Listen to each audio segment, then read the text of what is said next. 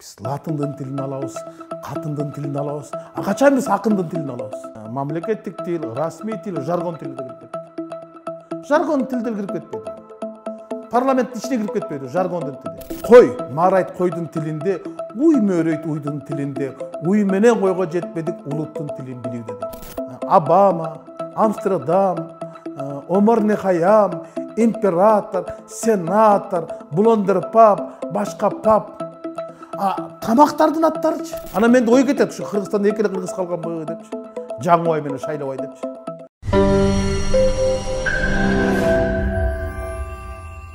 Бүгін 23 сентябрь мамлекеттик тил күнү. Сиз убагында президентке караштуу улуттук тил комиссиясынын төрагасы болуп иштегенсиз. Ар дайым мамлекеттик тилге күйүп келесиз. Айтсаңыз, бүгүнкү мамлекеттик тилди өнүктүрүү, анын колдонулуш чөйрөсүн кеңейтүү жаатындагы дегеле мамлекеттик тилге болгон мамлекеттик саясатты ишке ашыруу аракеттери кандай болуп жатат? Сизди канааттандырабы, жокпу? Эми ачыгын айтайын да, ооба, мен мындан 10 жыл мурун 2011-жылы президенттикке караштуу мамлекеттик тил комиссиясын жетектегем.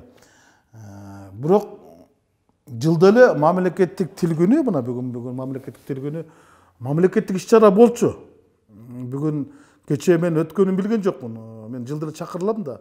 Мына ушунун өзүнөн эле билсе болот. Мамлекеттик тилге болгон мамлекеттин мамилесин ушундан өзүнөн эле билсек болот да. Кандай иш-чара өттү, кайсы жерде өттү, кимдер катышты, мен мисалы билген жокмун. Уккан да жокмун. Дегеле мамлекеттик тилге болгон мамлекеттик мамиле болмоюнча мамлекеттик тилдин өсүп өнүгүшү өкүнүчкө карай өксүк. Мисалы, акыркы жылдары таптакыр эле мамлекеттик тилге болгон мамиле төмөндөгөндөн төмөндөп барат да. Мамлекеттик тил жөнүндө мыйзам бар. Мыйзамды кааласа иштетебиз, кааласа иштетет. Бирок биз мындай мамлекеттик деңгээлде саясат жүргүзө албай атпайбызбы? Жалтак саясат жүргүзүп атабыз. Мына өткөндө бир башка улуттун, бир кыргыз бала калькулятор менен чабып жибербеди. Ошонун өзүнөн эле кандай деген мамлекеттик тилге болгон кысымдар айтылып, мамлекет башчыларына акараттар айтылып, ошондон кийин баардыгы тынчып калышпадыбы? Эмне үчүн биз мамлекеттик тилде сүйлөгөн жетекчилерди, мыйзамды бузган жетекчилерди ошентип биз жоопко тартып, ошого акарат келтире албайбыз? Алар деле мыйзамды бузуп атпайбы? Мамлекеттик тил жөнүндө мыйзам жапжашнакай иштеп атат. Анда бүт мамлекеттик чогулуштар бар, мамлекеттик тилде алып барылышы керек. Бүт мамлекеттик органдардын ичиндеги иш жүргүзүү мамлекеттик тилде болуш керек. А биздечи бүгүн? Бүгүн бизде чын айтыш керек мындай 3 тилде жүрүп атат. Чын айтыш керек, мына мамлекеттик тил, расмий тил, жаргон тили да кирип кетти. Жаргон тил деле кирип кетпеди. Парламенттин ичине кирип кетпейди жаргондун тили. Көрүп атасыңар да, депутаттардын сүйлөгөн сөздөрүнөн эле эмнелерди кайтарган жокпуз дегендей кылып. Бул өтө, мисалы кыргыз тили, көптөр билишпейт, кыргыз тили дүйнөдөгү жок болуп бараткан тилдердин катарына кирет. Ошол эле биз расмий тил деп атаган орус тили дүйнөдөгү өнүккөн 5 тилден атат. Бири өсүп бараткан тил, бири өлүп бараткан тил. Анан эки тилди бири-бирине карама-каршы койбош керек. Кыргыз тили өзүнчө өнүгөш керек. Бирок башка тилге басым жасабаш керек. Биз басым жасаган жокпуз да башка тилдерге. Биз кыргыз тилине гана басым жасап, мамлекеттик тилге ошону өнүктүрүп өстүрүшүбүз керек. Тилекке каршы биз өстүрүп аткан жокпуз, бүгүнкү күндө өлтүрүп атабыз. Мына Токтогул көчөсүнөн ары бери басчы. Токтогул көчөсүнөн баштан аягына чейин бассаң, бир дагы кыргызча аталыштагы магазин же неме таппайт экенсиң. Мен көрөм да ошо көчөдө өтөм. Басып жөө басам кечкисин. Бардыгы башка тилде. Только кыргыз тилинде жок. Ана менде ой кетет, ушу Кыргызстанда экеле кыргыз калганбы депчи. Жаңыбай менен Шайлабай депчи. Келатканда Жаңыбайдын самсасы дегенди көрөм, ана Лев Толстордон Шайлабайдын 5 бармагы дегенди көрөм да. Даже Эсил Кайран эсердин убагында мамлекеттик тил болгон мамиле өзүнүн ордунда болгон экен да. Ошондой тоталитардык доордо дагы мамлекеттик тил өсүп өнүккөн экен. Маселен, мына карасаңар аталыштардын Ош базары, Орто Сой базары, Аламүтүн базары, Айчүрөк Дүрдүйнө дүкөнү, Жалалабад кафеси, Аккула ат майданы, Кыял бирикмеси, Илбирс ишканасы, Манас аэропорту бардык аталыштар нукура кыргыздын тилдеринде алынган. Азыр Обама, Амстердам, Омар Нехаям, император, сенатор, Булондер пап, башка пап. Тамактардын аттарычы. Мейли. Эми ушул нерселерде жанагы аталыштары. Эми ушуларды кыргызчадан атап койсо болобу? Маселен, Алымкул атанын ашканасы, Токтогул атанын тойканасы, Сайкал апа салону, Каныкей апа кафеси десек эмнеге болбосун? Эмнеге болбосун? Укуруктуу сонуна болуп атпайбы? Угумдуу, жугумдуу болуп атпайбы? Анан кийин бир балекет хал, бир балекет сити, тамактардын аттарычы. Гамбургер, чизбургер, дагы не дейт, шаурма дейт, дагы бирөө хот айтып эле койчу нар жагын. Ошондой тамактар чыгып кетпеди. Азыр Байдылда Сарногой кокусунан тирилип келип кала турган болсо, байкуш кайта эле инфаркт болуп жүрөгү жарылып өлүп калат болуш керек, кыргыздар кырылып калганбы деп. Бишкекте кыргызча аталыштагы нерсе калбай калды го. Ленин району, Московский көчөсү, кантип айтасың анан? Кантип айтасың? Кыргыз тили өнүгүп өсүп атыр деп. Мына кыргыз тилинде эмне деген гана сөздөр айтылган жок биздин акын жазуучулар. Мисалы, Эсенкул Ибраевдин ыры бар го. Маселен, эне тилим, элим энем, уюткум, тунук болсом, тилим менен тунукмун, улук болсом, тилим менен улукмун, улут болсом, тилим менен улутмун, анткени тил улуттун улуулугун аныктар, метрикеси, мандаты да, паспорту да улуттун деп. Эмне деген ыр, эмне деген үгүт, эмне деген үмүт. Мына Байдылда Сарногоев. Байдылда Сарногоевдун кой, Марайт койдун тилинде, уй мөрөйт уйдун тилинде, уй менен койго жетпедик улуттун тилин билүүдө дейт. Биздин мамлекеттик тилге болгон мамилебиз малдыкынан калып калганын Байдылда айтып атпайбы? Малдан кийин калдык деп. Мына мамиле. Мына акындардын айткандары.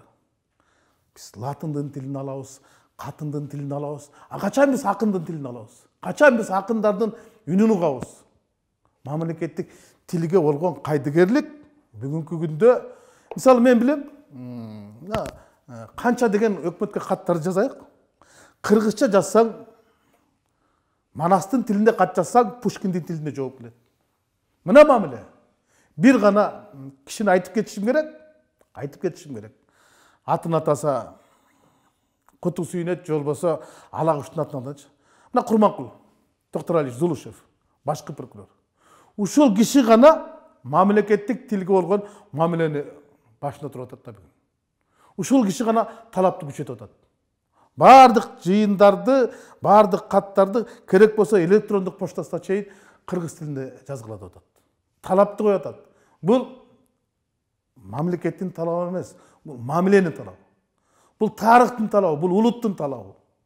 Ушундай болуш керек. Анан дегеле мамлекеттин тилине болгон мамиле өзгөрбөй, мамлекеттик тилдин өсүп өнүшү өзгөрбөйт. Бизде мамиле жылдан жылга, мына азыр жана социалдык тармактардан жазгандарды карабайсыңарбы? Жок. Китеп окуган жок деп айтайын десең, сабакта окуган экен да. Сабатсыздар. Түркөйлөр. Жазгандарында бүт ката. Анан сөз байлык деген жок. Ноль. Мына Маңкурттар, Айтматов, Жоламандар каптап кетпеди. Анан кантип ушундай кырдаалда анан биз мамлекеттик тил жөнүндө сөз кырганыбыз өтө мындай оор да, оор. Анан мамлекеттик тилдин канчалык деңгээлде өсүп өнүгүп атканын Борбор шаардан деле, Борбор шаардын көчөлөрүнөн, мамлекеттик органдардагы кире беришинен чыгып беришине чейин жазылган табличкалардан деле байкасаң болот да. Анан аталыштардан. Бизде аябай бул артка кеттик. Буну мен ачык эле айта алам. Мен ошол тил комиссиясын жетектеп турганда деле мындай бир жолу мындай болгон. Кайсы бир районго барып калсак, ошо мени келет деп, анан атай салыптыр ошо. Биз эмне иш-чара жүргүзүп атасыңар мамлекеттикти өнүктүрүү өстүрүү боюнча десем айтат, биз 1 айлыгын жарыяладык дейт. Мамлекеттик тилдин 1 айлыгын жарыяладык дейт. Анан аябай катасылгам ошол кишигечи. Ай, кызыктырбайсыңар дейт. Кыргызстанда кыргыз тилинин 1 айлыгы жарыяланганы Кыргызстанда кыргыз тили квартирант болуп калганы деген сөз. Эмне үчүн Кыргызстанда кыргыз тили 1 ай жашаш керек? Эмне үчүн 1 айлык квартирант болуш керек?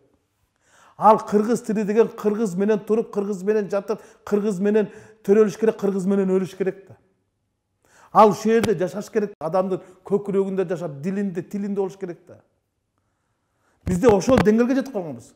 Кыргыз тилинин 1 айлыгы, 2 айлыгы, 3 айлыгы деп Кыргызстанда кыргыз тилин квартирант кылган күндөргө жетип келебиз. Бул болгон окуя. Менин убагымда болгон окуя. Эми азыр андан бери канчалык, мисалы кыргыз тилине бөлүнгөн каражат, өнүктүрүүгө бөлүнгөн каражат. Айтсам уяласыңар. Бир айыл өкмөтүнүн бюджетинен дагы астык кылат.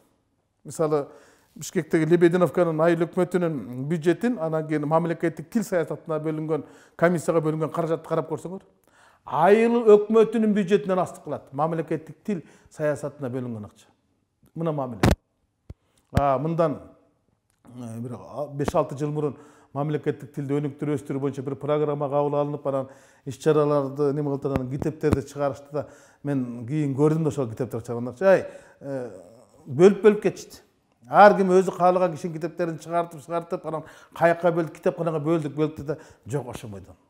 Башордон 200 миллиондой акча бөлүндү деп чыккан, анын канчасы бөлүндү, канчасы көрүндү, эч ким билбейт. Президент Садыр Жапаров бир катар өз ишинде өзгөчөлөнгөн, өлкөнүн өнүгүшүнө эмгеги сиңген жарандарга мамлекеттик сыйлык жана наамдарды ыйгарды. Бул да ар кандай коомчулукта кайчы пикирлерди, талкууларды жаратып атат. Айрыкча ушул маданий жааттагы ишмерлерге кээ бирлерине туура эмес берилди, туура берилди, татыктууларга берилбей калды дегендей пикирлер айтылып жазылып атат да. Ушул президент тарабынан мамлекеттик сыйлык наамдардын берилгени боюнча сиздин пикириңизди билсек. Мамлекеттик сыйлыктардын макамы болгон менен алардын азыркы күндө баркы деле кетип калган. Мурун мамлекеттик сыйлыкты алган адамдарга мамлекеттик деңгээлде камкордук болуп жеңилдиктер берилчү. Азыр андайлар жок. Ошол иштеген ишинде иштесе бир 5000 сом эл артисттерине, эл акындарына, эл жазуучуларына, ал эми эмгек сиңиргендерге бир 2,5 миң сомдон эле мындай кошумча акча каражаты каралат, айлыгына кошуп, эгер ошол тармакта иштесең. Башка жеңилдиктер жок, алардын баардыгын алып салышкан. Ал эми акыркы мамлекеттик сыйлыктардын таркатылышы, алардын ыйгарылышы боюнча социалдык тармактарда аябай ачуу сындар, кайчы пикирлер жайнап кетпеди. Мен эми мындай да, ачык көздүк кылбайын же мындай ачуу сөзүмдү айтпайын, таланты барлар алышты, бирок андан өткөн таланттуулар калышты да. Маселен, социалдык тармактарда бүгүн аябай мындай неме болуп атат. Мисалы, Алина Жетигенова эмне үчүн эл артистин албай, ошо Айчүрөк, Динара, Расул Маматкуловдор алып калды, ошолор менен тең жүргүндөрчү. Эми бул менимче туура эле айтылган сөз. Эмне үчүн калып калды дегенчи, ал деле татыктуу. Туура Айчүрөк деле татыктуу, Расул деле татыктуу, Бек деле татыктуу, баары эле татыктуу. Бирок тигини татыксыз болуп калган деп болот атпайбы? Анын талантын, эми кыздын сырын бардыгысы эле азыркыга чейин мокурус калган чыгабыз го. Анан дегеле мен эми көп эле эл жазуучусын алды, эл акынын алды. Эмне үчүн кеп эл артистин Мурат Мамбетов композитор коебуз го биз. Ошону албай калганы боюнча Асылбек Өзбеков дагы өзүнүн пикирин айтыптыр. Туура, эми Мурат Мамбетов киного тартылып жүргөндө булар садикке тартылып жүргөндөр деле алып атпайбы? Анан мурун алып койгондо бул эми калыстыкка болгон алыстык болуп калат. Эмне үчүн бул жазуучу албай, бул жазуучу алып, бул эмне үчүн Жыргалбек Касаболотов албай калды, эмгек сіңірген ел акындыгын го, эмгек сіңірген ишмерди албай калды дегенде кайчы пикирлердин калыстыгы бар. Мен эми аларды айтып эле коеюнчу. Бүгүн алгандар туура эле тандоо болду, талапкерлер тандаган. Бирок албай калгандар эртең алар. Бүгүн бийликке ошолорду айтып койгон парз. Мисалы, эмне үчүн бул албай калды? Мисалы, ачык айтыш керек да. Бирок эки кишиге кыргыз эл баатырлыгы берилди да. Мен билгенден мамлекеттин эң жогорку сыйлыгы кыргыз эл баатыры посмертно берилбейт. Өлгөндөн берилбейт. Болгон, бул саясий чечим болгон. Дооронбек Садырбаевка берилген, мына Исхак Разаковго берилди, тигибирчи. Эгер ошондой эле жол менен кете турган болсок, мен ошол өңүттөн айткым келет да. Маселен, Ашым Жакыпбеков деген мен айылдашаган болгон. Токтогул атынан мамлекеттик сыйлыктын лауреаты кыргыз маданият эмгек ишмери. Теңири Манас романын жазган адам кыргыз эл жазуучусун алган эмес. Алган эмес. Айдагы Жескемпир роман жазган. Эчен деген Чыңгыз Айтматовдун китептерин салган. Анан Залкардын залкары, таланттын таланты, калеми курч, кара сөзү каймактап турат. Анан ошого берип койсок болот беле? Мага азыркы алган кыргыз эл жазуучусун алган адамдар айтсынчы, мен адан кыйынмын деп. Айтсынчы, мен чыгарма амандан кыйын деп. Айтсынчы, менин китебим анкынан көп чыккан деп. Айта албайт. Анткени аша албайт. Ошол эле эл акындары. Эл акындары 5 акын тең таткытуу кыргыз эл акын. Албетте, булар сактап калгандыгы үчүн, ошо акындык өнөрү сактап калгандыгы үчүн булар элдик эмес, эрдик кылышты. А бирок Какен Алмазбековчу аны кантебиз? Какен Алмазбековдун эч кандай намы жок. А бирок анын китептери бар. Таланты калды. Шедевр. Кимиси Какен Алмазбековдон ашыра ыр жаза алат. Айта алабы? Айта албайт.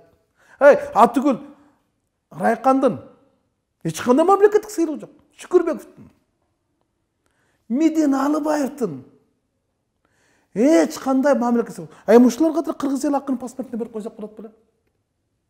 Какен Алмазбеков, Райкан Шүкүрбеков. Мына ырчылар жөнүндө аттап кетпедикпи? Ырдын пири Ырыспай дейт. Ырыспай Абдыкадыров. Кыргыз эл артистин алган эмес. Ага деле паспорттор тарыхты тактап, анын ордун сактап койбойт. Ырдын пири Ырыспай эл артистин албай, анын ырларын ырдагандар эл артистин алып кетсе, анан кийин бул деген кандай болуп калат? Тарыхты журмалаш керек, бирок бурмалаш керек эмес да. Эл жазуучусуларына деле ошо Ашым Жакыпбеков Манасты жазган киши албай туруп кечирип койсун, кароо чокур казган кишилерге берип атпайбы? Мына башкаларга айтпайын, мына Папан Дүйшөнбаев деле 8 китеп жазган, Нүзүптү жазган. Санжыраны тарыхты сактап, Эчен деген бай мурасты бизге калтырып кетти. Эч намы жок. Эч намы жок. Андайлар толтурат да. Эмгеги эл баалап, аны мамлекет баалабай койсо, бул мамлекеттик саясат эмес. А бирок аларды, мисалы, Мидинди, Райканды, алар элдик акын экен, эл эбак эле барып койгонда, эл акын экен. А бирок макамы жок акын болуп койгонда, медалы жок, ордени жок акын болуп койгонда, ошондой өңүттөн алып караганда, өлгөндөн кийин болсо дагы ошолорго берилиш керек эле. Посмертно болсо дагы Ырыспай Абдыкадыров деген ырдын пири, Какен Алмазбеков деген эл акын, Ашым Жакыпбековго эл жазуучуларын берип туруп, андан кийин ушундайлар азыркы күндөгүлөргө берсе туура болмок го деген ойдомун да. Антпесе кете берет уланып. Анан азыркы алгандар алардан ашып түшө албайт да. Анан кантип анан калыстын айта аласың? Убагында бааланбай калган. Маселен эми Райкан менен Мидиңди эмне үчүн алар убагында? Анткени алар ошол кездеги бийликти мактаган эмес, ошол кездеги бийликти сактаган эмес. Алар болгон чындыкты жазган, болгону ичимдик ишчи, кенен жүрчү, эркин темада жазчу да. Алар жазган жок да, биз партиялык акынбыз, партияга жакынбыз, кескесинде партияга деле катымбыз деп жазган эмес да. Анан ошондой ырлар үчүн аларды мындай куугунтук болуп, булар деген ал кезде мындай Ленин менен партияны мактагандарга эле мамлекеттик сыйлык берип, ал эми кыргыздын нукура чыныгы турмушун көркөмдөп сүрөттөп жазгандарга берилчү эмес да. Анан азыркыда деле андай нерсени аласызбыз, бирок Жыргалбек Касаболот, Шабдан Сулайманов деген дагы бир топ кыргыздын жаш мындай таланттуу акындар бар да. Ошолорго жок дегенде арда грамотасын, эмгек сиңиргенди берип койсо, бул адабиятка, маданиятка болгон мотивация, стимул, мындай өнүгүп өстүргөнгө, аларга дем бергенге, жем бергенге, шыгак кылганга жакшы болот эле да. Анан арттан өсөт эле. Анан канча деген ырларды жазып, канча деген китептерди чыгарса, анан алар албай эки сериал жазган, эки сериал тарткан, эки ырдырдагандарга эл артисын берип койсо, бул чын айтайын да, бул калыстык эмес, бул маданият болгон алыстык.